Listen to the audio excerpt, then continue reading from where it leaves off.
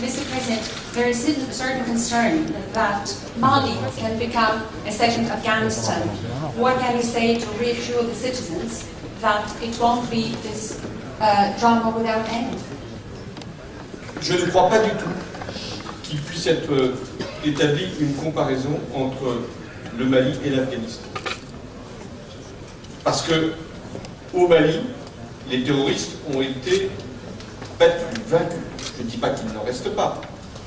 Je ne dis pas qu'il n'y a aucun risque. Mais il n'y a plus aujourd'hui de combat. Et s'il y a encore des attaques ou des attentats, nous en parlions avec le Président, ces processus sont rares. Et ces événements heureusement limités. Il y a une deuxième différence. C'est que la population malienne, toute la population, a soutenu l'intervention militaire. Although President Hollande said to us that he doesn't see any resemblance between Afghanistan and Mali, we know that terrorists are still there in the north of the country and the situation around Mali is very, very difficult at the moment. But we hope that what President said, it's not just a wishful thinking, and France is strong enough with European support to try to stabilize the country with the upcoming elections.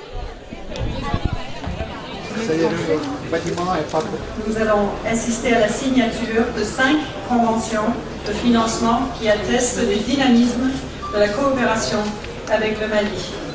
Donc, à savoir le programme d'appui aux collectivités territoriales pour l'eau potable et l'assainissement de 30 milliards d'euros, l'initiative de renforcement de la résilience par l'irrigation.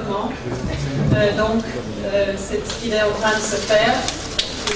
Andris Piebalgs est par le ministre des Affaires étrangères du Mali, M. Tieman Hubert pour le développement, et donc une convention de financement de 15 milliards d'euros pour le programme d'appui au processus électoral. Et ce programme soutient l'organisation des élections présidentielles et législatives crédibles, inclusives et transparentes, soit la priorité numéro 1 de la feuille de route pour la transition.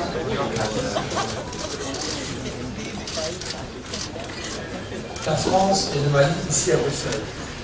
Une nouvelle page s'est ouverte aujourd'hui, elle témoigne de la mobilisation et de l'engagement concret de la communauté internationale. L'Union européenne a contribué à cet effort de sécurisation en apportant un soutien financier à la force sécurité africaine à hauteur de 50 millions d'euros et en déployant une mission de formation des forces de sécurité maliennes qui est opérationnelle. Aujourd'hui, la solidarité et la générosité internationale ont permis de rassembler 3 milliards 250 millions d'euros.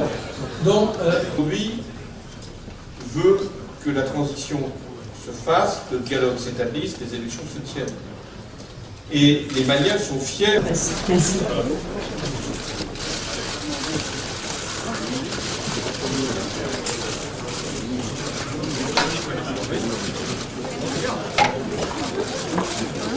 Et elle a permis également au Mali d'exprimer toute sa reconnaissance à tous ceux qui sont venus à son chevet au moment où il en avait le plus besoin.